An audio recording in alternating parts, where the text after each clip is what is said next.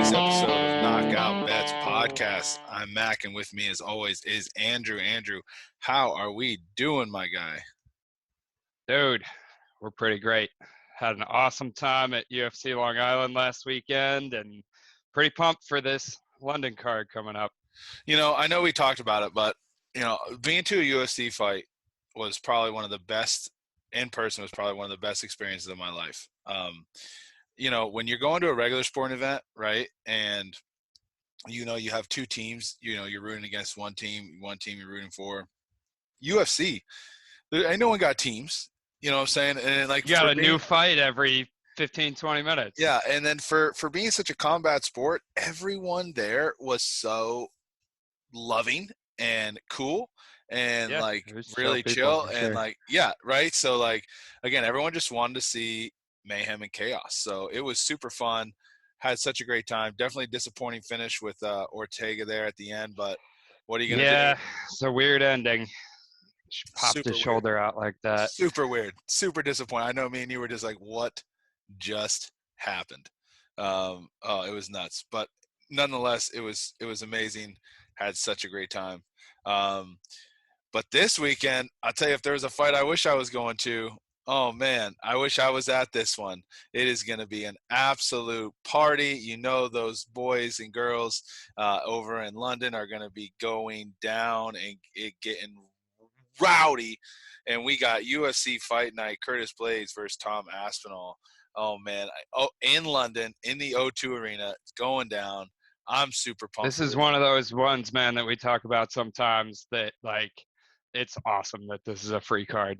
Yeah, we're lucky because there's some no pay-per-view, none of that business. We have some great fighters, some real heavy hitters, and some real entertainers that are going to put on a show.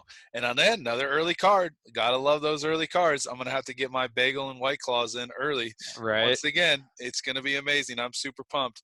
The first fight of the night that we're going to talk about is going to be Mokaev, who's 7-0, going against Charles Johnson, who's 11-2. Andrew, give us your first initial thoughts on this one. Yeah, there are so many fun fights on this card, but how could we not talk about Muhammad Mokaev? This guy is one of the more exciting prospects to come along in a good long time in the UFC. You mentioned that he's 7-0 professionally. He's 1-0 in the UFC with the quick finish against Cody Durden. He's also 23-0 as an amateur.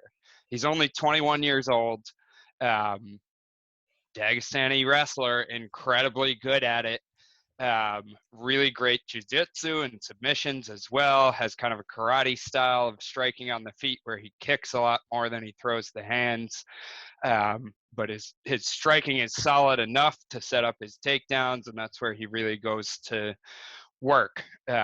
Just has really good timing on his takedowns, especially for somebody as young as he is. It's kind of incredible how good he is at such a young age. I mean, I'm far from the only person you're going to hear say this, but this is a guy who within the next 2-3 years, talking about the guy's not even going to be 25 years old and has a chance to be in the top 10, top 5, and eventually contend for a title. That being said, Johnson is no slouch. Like, this is not an easy, cupcake fight that the UFC has thrown Mokaev here. Johnson, former LFA champ, he won that belt and defended it twice. He's decently well-rounded.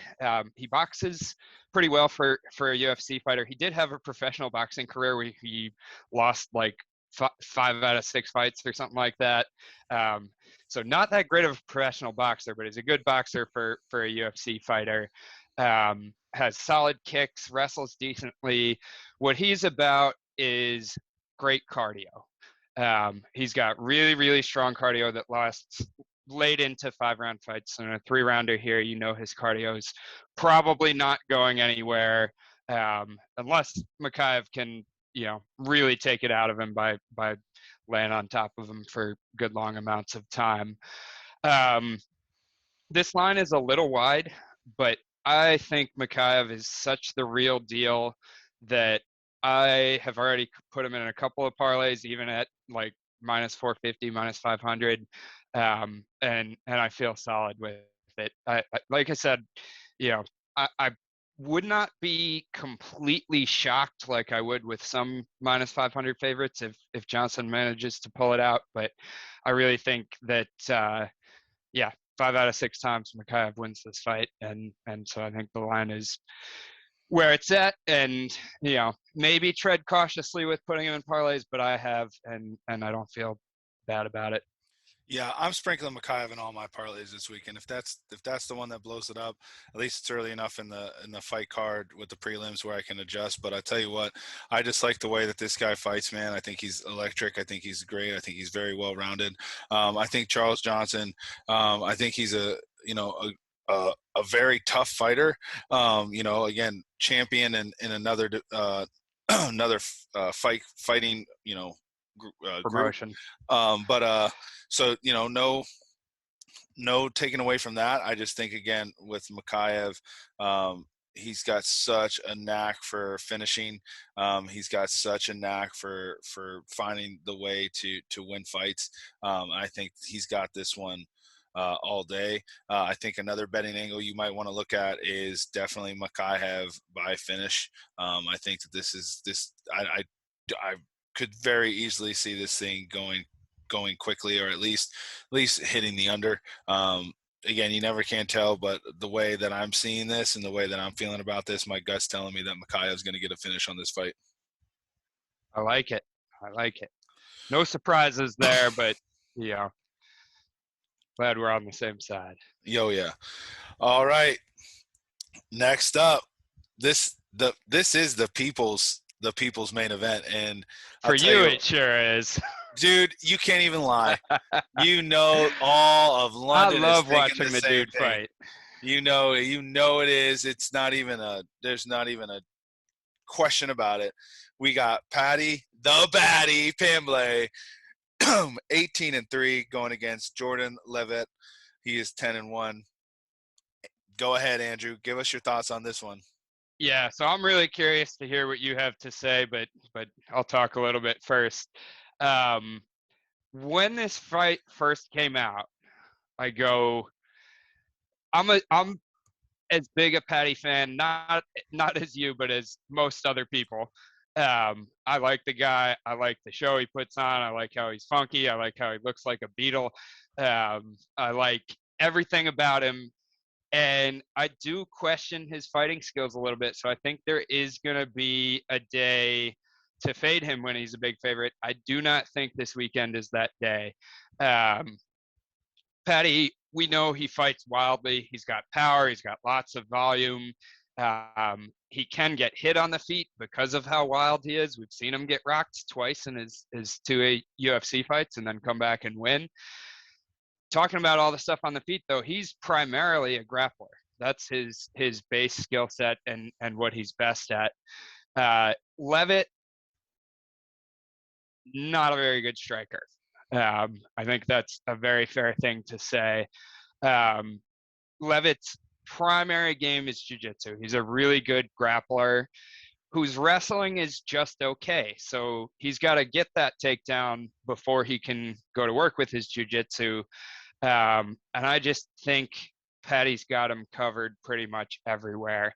I mean, if Leavitt does get it to the mat and does end up on top, his top control is pretty good, and he might be able to eke out a round or even try to work for a submission. I just don't see him doing it against Paddy. I think this is one where the way I see the fight most likely going is that Paddy keeps it on the feet, pieces him up on the feet.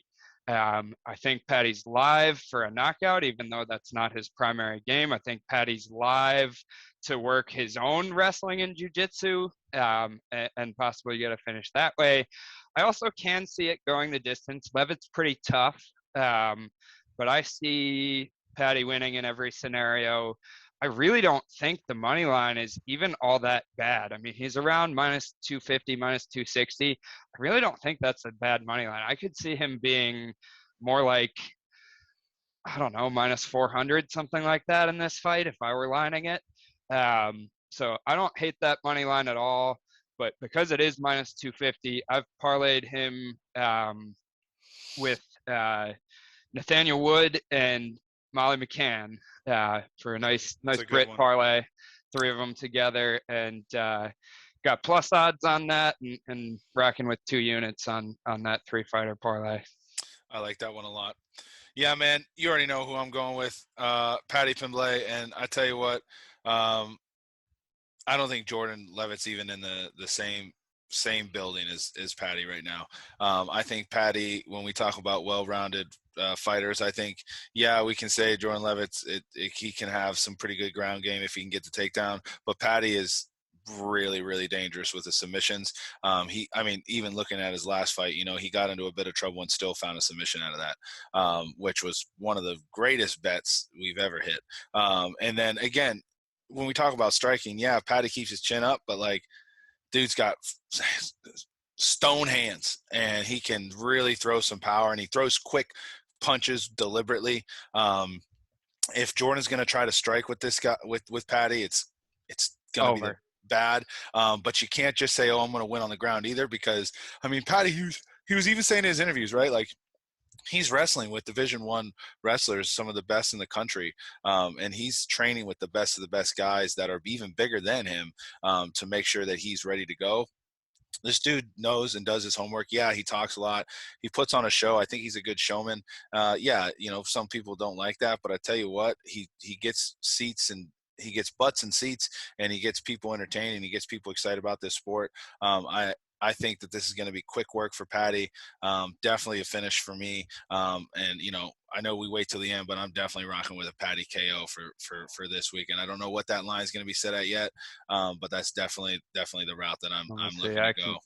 I can tell you what that line is. And I love it too, man. While you're looking at the line, like, his pressers, like, he was all upset because Jordan wanted to do the presser with him, and he was trying to be cool about it. And now Paddy's like, whatever, that guy, like, he's just such trash. And I just love it. Again, when he say something about, like, if Leavitt wins, his celebration is twerking. Paddy said something about if he wins, he's gonna teabag. Yeah, right. Like, that's what I'm saying. Like, Paddy just lets it go. The scouts are gonna be live. I can't wait to watch this one. Yeah.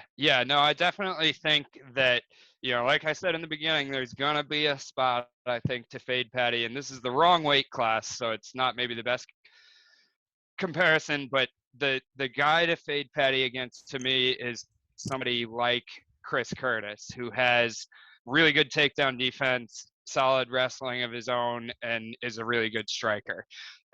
It's somebody who's got that kind of style. It's not Jordan Leavitt. No, not him at all. All right. Well, can't wait for that one. Telling you what, that's probably going to be the one that I'm most excited for. I don't even know if I'll watch the rest of them. If Paddy wins, I'm just going to be just running around the streets, just chanting his name.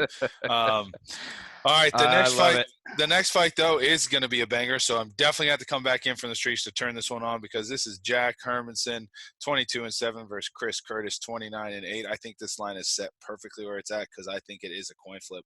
I think these two men are dangerous. Dustin Poirier was kind of saying, when he was saying it a little bit earlier on Twitter today about Gaethje and Conor McGregor fighting, that it's like you're tuning in to watch a car wreck. And it's just head-on collision. I think this is the exact same, metaphor that you could use for this. These two dudes are going to go to war. There will be blood. I'm curious to hear what your thoughts are on this one. Yeah, I completely agree with your thought that this being a coin flip pick'em type fight is right on. I was just talking about Chris Curtis a second ago. He's got really great boxing, good power, mixes his striking well. Really solid takedown defense. We saw him fight a month ago against Rodolfo Vieira, and Vieira went 0 for 20 on takedowns against Chris Curtis. And yeah, we know Vieira gets more as the fight goes on, but still 0 for 20 is a pretty impressive number for Chris Curtis to put up. He's also in the UFC so far in his 3 fights. All 3 guys he's beaten have been primary grapplers, which Hermansson definitely is.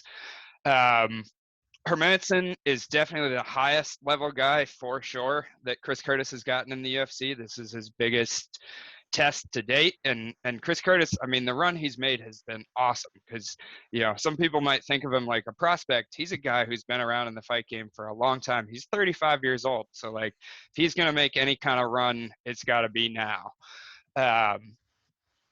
Hermansson, primary grappler. That's his game. He has incredible submissions if he can get you on the ground. His takedown offense, though, his wrestling is not the best in the world. So he's got to work to get you there. But he's incredibly durable. He has really good striking for a guy who is a primary grappler. He can be lumbering and he can throw long shots that take a while to pull back at times and overextend a little bit. But it's really not something to criticize too much. This is a tough one, man. I think it comes down to it's the same thing we've talked about in the last 3 Chris Curtis fights. Can Hermansson get the takedowns? If he gets the takedowns, he's probably got the advantage. He definitely has the better submission game, and he probably has, it's fair to say, the better game on the ground, even without his takedown offense being the greatest of all time. I have flipped and flopped on this one. I do not have a bet yet. When I first saw it, I went, okay, this is really a level up for Chris Curtis, and Hermansson's really, really good, and I think Hermansson's going to take it. Then I did some more research, and I go, okay, Chris Curtis's takedown defense is incredible. If he can keep this on the feet, this is Chris Curtis all day. I really don't know where I'm going with this one. I think, I don't want to sit it out from a betting perspective because I want to have a dog in the fight, so to speak, for this one. I think I'm kind of going to wait till like Saturday morning. And if I can get like a plus 110 on Chris Curtis, any kind of plus money, really, I think that's the way to go. I guess I've talked myself into leaning a little bit to the Chris Curtis side, but with very, very, very little confidence, where I'd really only bet it at plus money. And if this thing is, if this line stays where it's at, where it's basically a pick 'em, I think I might end up sitting it out and just enjoying learning about Chris Curtis coming back on. I mean, he fought a month ago. He's flying to England. There's all these things, and seeing what he can do in that scenario is interesting enough to me to perhaps not have a bet on it and still enjoy the fight. Yeah, I'm with you. I'm having a tough time too. I think the fan in me wants Hermansson to win, but I think my gut's telling me Curtis is going to get it done. I don't know. I'm definitely going to have to. I'll tell you what I'll probably do. I will, and I'm going to 100% doing this because I love doing this just because it's always the horse betting in me too. I like to watch as the horses walk down the track. I'm definitely going to wait to see whose highlight reel on the intros is better. That's hilarious. Whatever one gets me more jacked up, that's the one I'm slamming on the night. Now, of course, if one of them does get the plus money, I'm definitely going to take the plus money side. I see this thing getting as a pick 'em unless maybe fans bet it down one of the ways. But it's just too hard to tell. I think either way this could go. I think both fighters have great – it depends on whose game plan and whose cardio is going to last the longest and who's going to, stick to their technique and play a really, really smart fight. But this could go either way. These are two great fighters. These are two great fighters with and again, sometimes you talk about you're going to watch a great fight and you see really crazy lines and it's like, you want the minus 200 favorite to win, but you can't bet it. This is one of those ones where you finally get a good line, but you're like, I really like both guys, and I see both guys doing it because both their styles both their strengths are so strong. I think really what it's going to come down to is, can Hermansson get him on the ground? Can Curtis keep it on the feet? Can he go, 20-0 on takedown defense? Can he do that again? We don't know. We'll see. I think Hermansson's definitely a great fighter. He's got a huge resume, but I think this one's too close to call, and I'm definitely going to be making my pick right before the fight goes off. Yeah. So another way to look at this one, we know that Hermansson has the grappling finishing ability to find a submission if he can get in position to do that. We know Chris Curtis has KO TKO power. We also know that both of these guys are incredibly tough. Right. And so to that end, the over under 2.5, you can get the under at -110, looks like the best number, and you can get the over at -115. So they're even calling it a pick 'em on the over under. I might lean a little bit slightly to the under. Like I say, Curtis has that power in his hands, and we know Jack can get the submissions, but both guys are incredibly tough. I don't know if that's a bettable one or not either. That's just a thought to throw out there. Yeah, yeah. I mean, they are. That's a good. I like that angle a lot. It's going to be such a great fight. I'm excited for it. It's going to be, like I said, there will be blood. All right. That brings us to our final fight of the night, the main event. Wow. Some straight savages. We got Curtis Blaydes coming in at 16-3 versus Tom Aspinall 12-2. I mean, I can go ahead and listen to your thoughts, but I already know who I'm rocking with. Go ahead. You go first. I'm rocking with the hometown favorite. Here's why, man. Look, Curtis Blaydes is no slouch. He's a great, great fighter with powerful, powerful fists and powerful hands, and he's really well-rounded. Tom Aspinall, what he did to Volkov just shows the true dominance that this man is. This man is going to be next. I think after this fight, he's got to be next in line for a title shot. And again, there's not much after Curtis Blaydes in that division. The division gets super, super close, you know? Either one of these guys wins this fight, they're putting themselves at least in the conversation for a title fight. They're up there, one win away at most. And everyone else up top is they're all getting taken out by each other. And again, this is an exciting division, man. We've talked about this the last time we fight. The heavyweight division right now is probably one of the most exciting besides 155 to watch right now. But I think at the top anyway, it's super top heavy. Once you get outside the top 10, I mean, but Tom Aspinall right now, man, is on a tear. I love his style. I think he's great on the feet. He's great on the ground. I think this dude is all the hype. 8 knockouts, 4 submissions on 12 wins. This dude knows what he's doing. He's got long time or lots of good UFC fights. I don't see him not coming away with a victory for this one. I got Aspinall all day on this one. All right, so I'm going to go on the other side, I think, slightly. This is another one I haven't bet yet. Aspinall's a small favorite on the books that I'm seeing so far. So best fight odds, looking at some of the odds, you got Aspinall around like -135, -140. Blaydes is looking around +115, +120. I completely agree with everything you said about Aspinall. He is a fighter of a kind that we have not seen in the heavyweight division in quite some time. The guy's a black belt on the ground, high level one. He's got incredibly fast hands, great power, great volume for a heavyweight. Moves incredibly well. I mean, we talk about him and Cyril Gahn as the two kind of young up-and-comers in the heavyweight division that kind of bounce on their feet like you don't see a lot of heavyweights do anymore these days.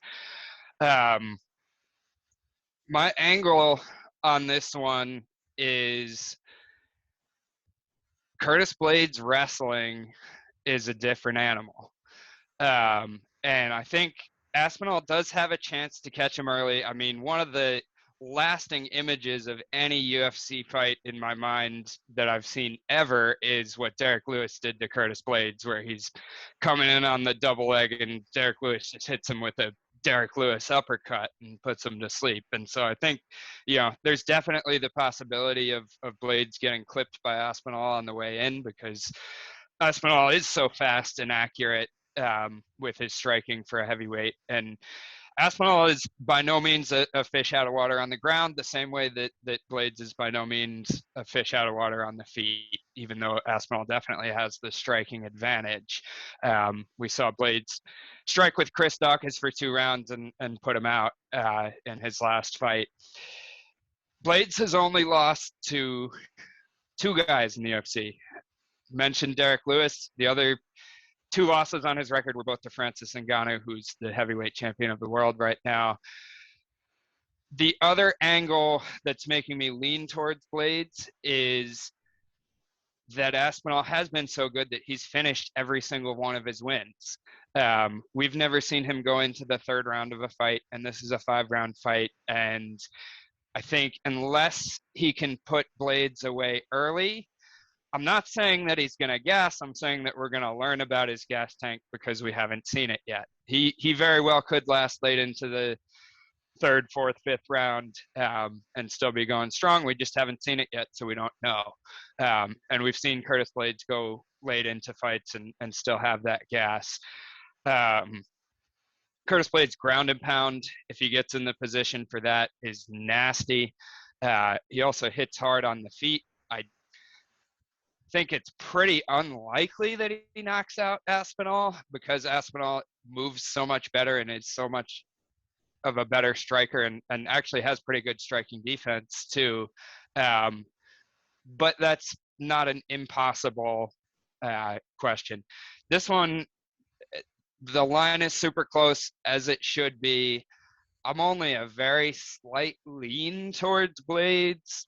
Haven't bet it yet, mostly for the reason of I think I'm going to get a little bit. The best number out there right now is plus 120 on Blaydes. I kind of think if I wait a little later, I might get a little better number, like maybe plus 130 or something like that. Waiting is always a dangerous game when you're waiting for a number, but I feel like you said, hometown favorite, the up and coming prospect against the guy who's been at the top of the division for a little while. I think we'll see probably more money come in on Aspinall in the next few days and get a slightly better number on Curtis Blaydes. And I'm going to tread lightly with that bet, though, because Aspinall is real.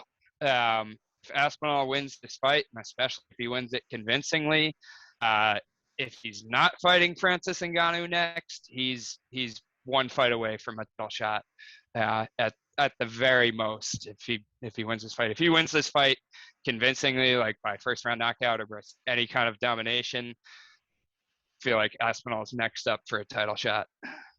Yeah, 100%. I will say, even though I'm probably going to end up betting Blaydes, I'm rooting for Tom Aspinall. I want to see him win in front of the London crowd. I want to see that celebration. I want to see him do something really cool that we don't see a lot of heavyweights do. Because if Curtis Blaydes wins, we're going to see him win the way Curtis Blaydes always wins, by wrestling, by top control.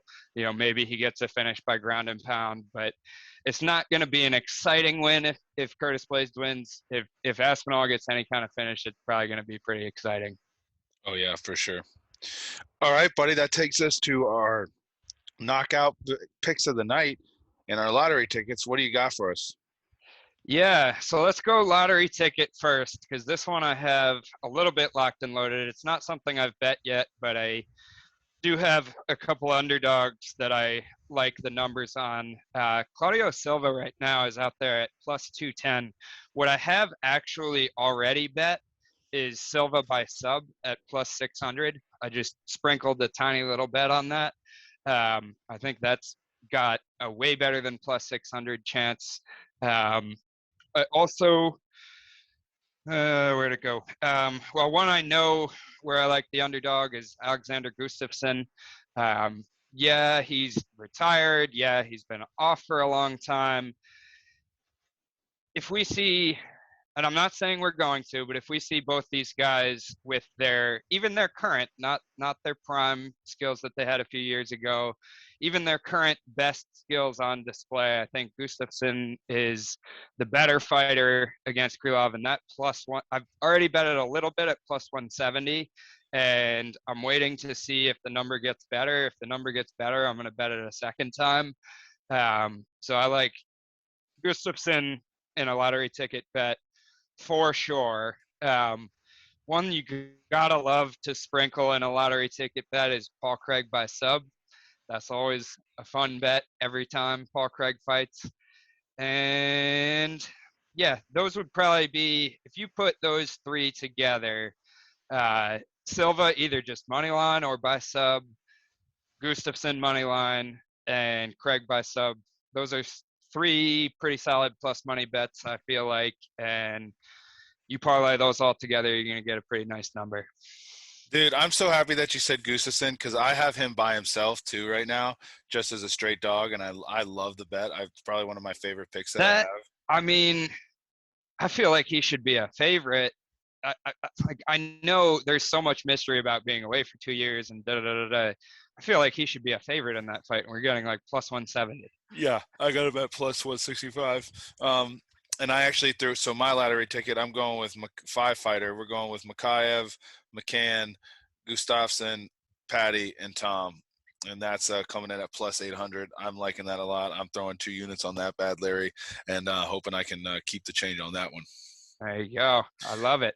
And my knockout bet, man, Paddy the Baddy. That's it, man. Paddy the Baddy, knockout, and it's going to get finish of the night for sure. Scousers don't get knocked out. They knock out people. And Jordan, I'm sorry, buddy. You're next on Paddy the Baddy's knockout list. I love it. I love it. So a knockout for me, this is not a one that I'm going to bet probably just because of where the line is at on it, because a lot of people see this the same way I see it. Jai Herbert by knockout, I think is, if I were just trying to pick a knockout on this card, not bet one at what the line is at, that's where I'd go. Your best line out there right now for that is minus 103 on Jai Herbert by knockout. So I do not think I'll be betting that one unless that number gets a little bit better, and I do not expect it to. Seems like a lot of the money's been flowing towards Herbert. He's got a huge reach advantage. But that's the one if I were just trying to pick one. Looking a little deeper here, let's see what Paddy's number is, because just the way the fight matches up stylistically, he's got such an advantage on the feet, and they may perhaps cancel each other out on the ground. And, if he's fighting smart and, especially wants to put on a show for the London crowd, get the crazy KO, I really can see that as a possibility. The line on it isn't too crazy. The best number that I'm seeing is plus 250. Not sure how tempting that is to bet. Maybe a tiny little sprinkle there. Those are the two that pop out the most to me. Love it. All right, ladies and gentlemen, thank you so much for tuning in once again. Best of luck on all your bets this weekend, and I hope you all get to enjoy. For those of you who will be watching in America, make sure you have your eggs, bacon, and pancakes ready to go, and dial up them White Claws, seltzers, and mimosas, and I'm telling you, make a day of it. These days don't come every now and again, but I'm telling you, it's going to be a great one. It's going to definitely provide me for entertainment on my Saturday. Best of luck to everyone this weekend, and thank you everyone for watching and tuning in and supporting. And as always, keep the change. Keep the change.